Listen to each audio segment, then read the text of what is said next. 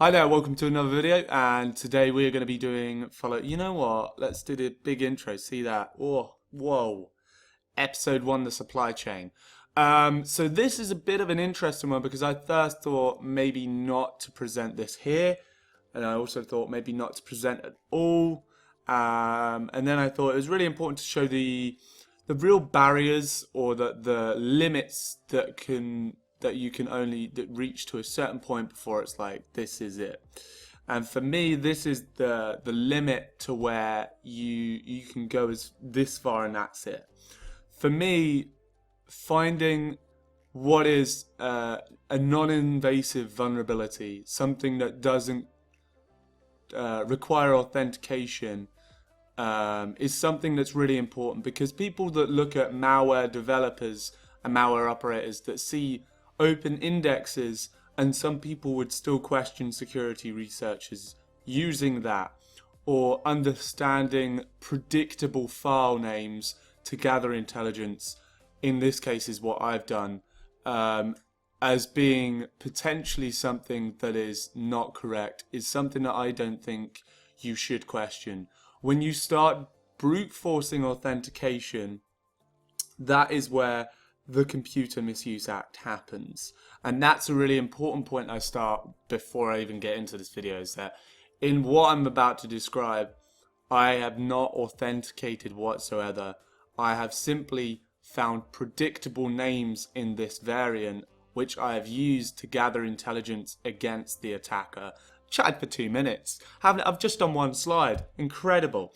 So, discovering a non-invasive vuln. I call it non-invasive because I'm not using authentication mechanisms, and I'm not using any form of hacking really. What I'm doing is understanding the core points of the actual piece of malware, the server-side code which was available to me, and then from there pivoting around to other C2s from maybe other threat actors or other people to develop as much information. And in this case, this particular C2 I found allowed me to find predictable names without involving authentication or understanding or hacking into this computer at all, because the malware itself developed code that had predictable names. That is the one thing. So I call it non-invasive. It involved scraping, essentially, which is what it is. Hopefully, maybe in a year's time, I discuss it because it is an interesting case. It took a couple of steps. It took some ingenuity, maybe. And I won't disclose the vulnerability. I've got some pictures of Diamond Fox. I think a lot of people will probably be quite confused why I've got Diamond Fox when I said I wouldn't describe the vulnerability in the variant. Don't you worry, it is not a Diamond Fox vulnerability. What I did, I actually made a video a couple of years ago, I think it may be in 2016, where I described basically what was wrong with Diamond Fox. And people loved that video. The issue with it was that I discovered that I had the most recent version, which meant that the malware author obviously watched my video and then made a version of what I had said. I said these are the issues, which is something that I have done a lot on this YouTube channel. And they actually developed a version of Diamond Fox with my name in it. So now I learn from my mistakes. I disclose as much as I can, but I don't disclose fully on videos. If you can verify that you're part of the industry or interested. The problem I have is that people that are security researchers that are young, that really want to get into this, haven't got a lot of credibility because they're young and they don't have a company behind them, so I can't share the information I'd like. That's the issue that I had when I was younger, and now I understand the problems of what we have here, of giving information away, because you never really know who's going to watch the videos. And in this case, I learned from my mistakes. Okay, so a little bit of background.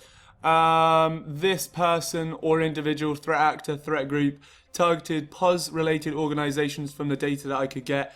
All of the victims that I found on this were all point of sale.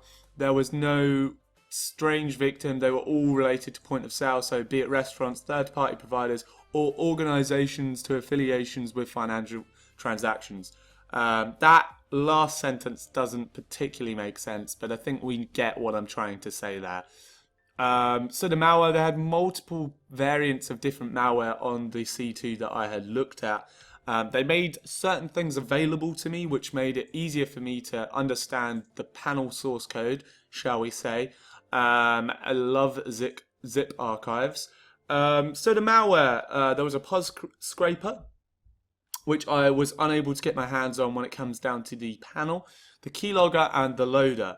The size of the logs that I actually got was 4.49 gigabytes and counting, and this is largely down to the screenshots, the big screenshots that they got from the victims. So the operation date of this was October 2018 to current.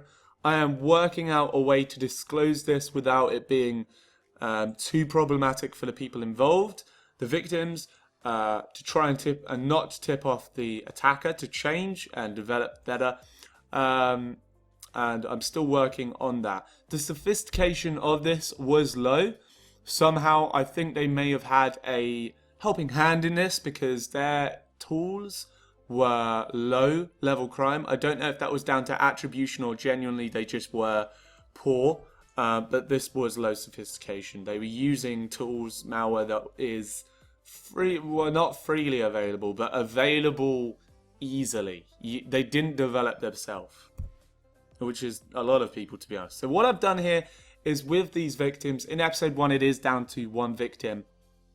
What I've done is I've actually censored, and this is the thing that I think is really important, I've censored large amounts of information. Some people might think it's a little bit boring, but to me it is important to censor and make sure that people don't get identified in this, for one. That isn't right on me publicly disclosing this in a video. Okay. I hope that didn't affect this too much. Anyway, and also to tip off the attacker, they may recognize certain bits, or there may be people that know people that have gone into organizations that watch videos like this. So my whole point is to censor things that would identify people, but also comment on the problems of watchers looking at companies. This is to highlight basically, it's all going off today, isn't it? This is to highlight to basically people, if you're in a company, an organization, whether you're a security related developer, you know, just a restaurant, just a hotel, just a everyday services, everyday hospitality, technology sector, financial sector, whatever. You have business email compromises, you have malware compromises. This is a sort of insight, and this is what this video is developed for, an insight into what attackers can see. So the main thing about this, what I've titled it, is watching the watchers. These people are able to see what you're doing, and there's actually quite a few cases that I've developed in the logs that I'm able to display in episodes that are really interesting and would really help other people and other organizations. I think that's really important. So one of the big things here is this victim has Outlook open. And one of the things is it becomes very clear when you look at these logs, is that the FTP root is open. These screenshots are available in the logs. The logs have data and screenshots in them. So when you get these screenshots, or when you get the logs, you get everything. And looking at this, you see FTP root. So this person you slowly understand is a developer and also an administrator of some sort in this company that's helping. They've got their client names in Outlook, which is not uncommon for organizations, but it helps the attacker develop a profile and develop a way to pivot across, especially when you have FTP root. So there's that. That actually is quite an interesting location to be at as well, because that would allow them to pivot into organizations potentially, depending on how the attacker went about it. But really it is trying to depict here that these attackers can literally see everything you do, whether a live video, a screenshot, or webcam. There's a lot of discussion over webcams and people being scared over remote administration tools because of revenge and things like that. People asking for their ex-girlfriends to be infected and stuff like that. Very weird stuff. I think Everside has done a great job on that side. This is another screenshot that I want to show. This is the desktop of the victim. What they've done is they've VNC'd into a local IP address into a machine. And what I sort of unblurred really is Avast Business Antivirus. That is on the VNC. the malware is on this host operating system. So that unfortunately hasn't helped them. I've also unblurred ops book. So there's operations, there's sales and reports, insurance documents on both screens, the host and the victim here, or the victim host and the actual client, whoever this is. And it's quite worrying because what this person does is they pivot across, obviously configuring and helping in their job, and unfortunately that would allow the attacker to gain more insight into the actual infrastructure that they have. So it's a really interesting case that I think shows the real problem with the host being infected, someone having antivirus. Unfortunately, it's not in the right location, and the amount of information that you can gather from this. So there was certificates, there was so much information here. So what the other things as well is that the victim had logged into a platform that allowed them to control a number of remote agents. There was two-factor authentication on this, from what I could see. But the attacker could develop more understanding of what the process of this victim was doing, what they were attempting to do on these remote controls. They did have a lot of access to a lot of machines, which was quite worrying. The other thing was them configuring. So this was related to point of sale, of course, and they've got this is a publicly-ish tool to test EMV systems, credit cards, or I think it's I don't know too much, but I believe it's to test that the transactions would be successfully communicated over multiple providers, I believe. I'm not sure the processes. You've got the processes list there. But what you can see is the merchant ID and the terminal ID in here, and they're getting revealed to the attacker. Potentially what you could do is try and understand, maybe pivot into this and try and gather that merchant ID and terminal ID and change that, modify that, or you could be a little bit more anonymous or quieter in your attack. But what I'm saying is that the attacker understood the procedures that they were developing, the configurations, the processes that they have in place to help in this situation. Another configuration utility was shown here, which was related to card systems again. This time it was a little bit less interesting. I guess you could develop something, this is a .NET application. You could develop malware to look like this. You could understand still the procedures. There's quite a lot of interest in the serial number as well.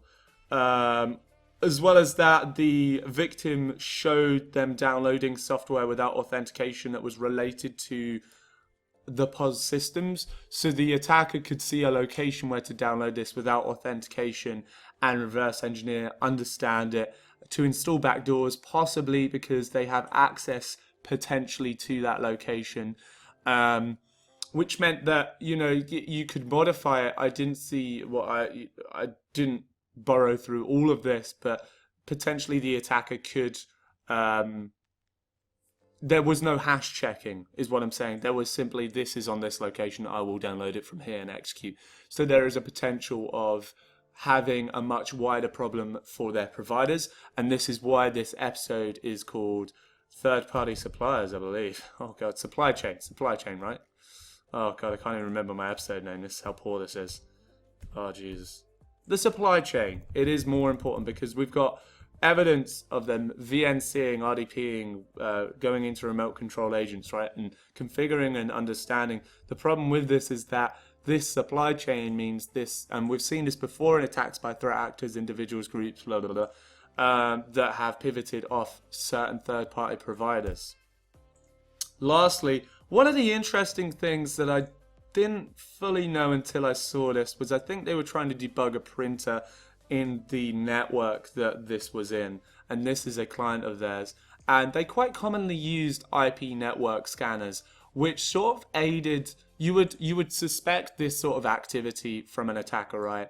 And so when you see this in a network, you would, at least in my job, you would automatically flag that up and be like, that is kind of suspicious that someone's trying to map the networks. But in this case, this is actually legitimate use, And I first thought, oh, this actually looks a little bit questionable, but this is legitimate use of a network scanner, and this allows the attacker to not even perform this, but actually note down, understand other networks to maybe intrude and gather more intelligence on. It's not unheard of that a target is used to gain more understanding of the real target that an attacker wants.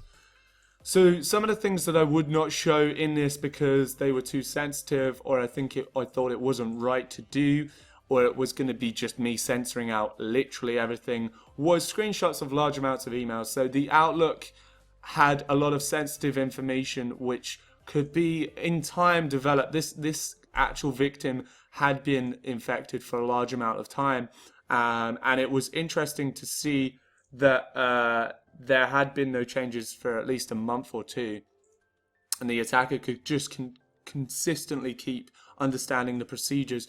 And you can't change these procedures. Some of these are like the configuration, the actual IP, the intellectual property of what these people had developed. But the evidence of PoS logs being sent back for support, which could be modified. So this was quite interesting, is that their support was basically, there was configuration files which would email, you could set an email and it would be emailed to that email, and it would be logs of the PoS system. Could this be modified in a certain way to be redirected? Maybe. So that was interesting to see that there was evidence and the attacker could actually visually see that. The victim showing their work calendar.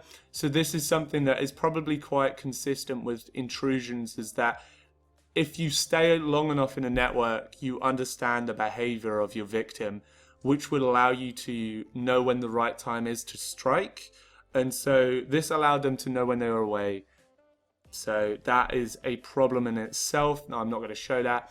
Screenshots of the ticketing system the company used, so you could understand, as I say, business procedures to support the different kind of problems, the common problems that they could have that you could veil in malware. So you could try and say, I'll put malware in as an attacker and know that they've seen something commonly like this, and they would go for that by default before they even went to the malware sort of stage and we've been infected.